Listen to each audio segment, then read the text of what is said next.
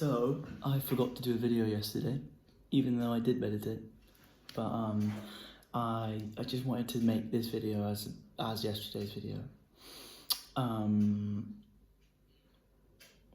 Which I'm going to try not to do again because I'm not like fresh out of the meditation. So this is actually me before I've meditated. But I had a moment yesterday that I did want to share, and this will just be a quick one to kind of just say that and then meditate and then do the next video. This is day 30, I think. I was thinking about enlightenment, and I've been watching a lot of like Dr. David Hawkins, and there's this other guy who I don't know the name of, but he's great, and he was talking about enlightenment and how the enlightenment is just simply, he said, the realization that everything is one. And it sounds quite blasé, because it is, but it's also, I was thinking about it yesterday and I was kind of deeping it, and I kind of had this thing of like, enlightenment or something is something that my ego tries to decompartmentalize and shrink down into something that my brain can understand. And so it goes, well, that's something that we can achieve then. You know, if I just meditate however long, for however many days in a year, I will be closer to this thing called enlightenment, right?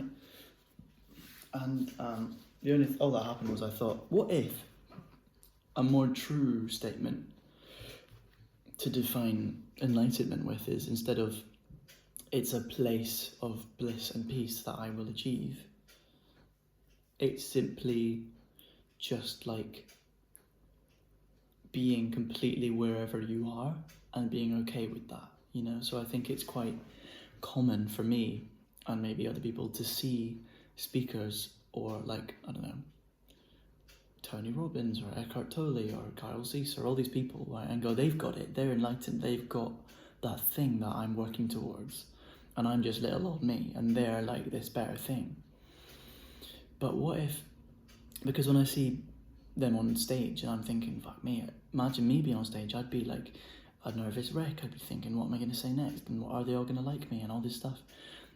And they're not, they're completely blissful and they're just whatever, you know, and they've meditated enough that they're enlightened, and then they can just be themselves, their fully realized self, without double guessing themselves all the time, and they're just there and I'm not.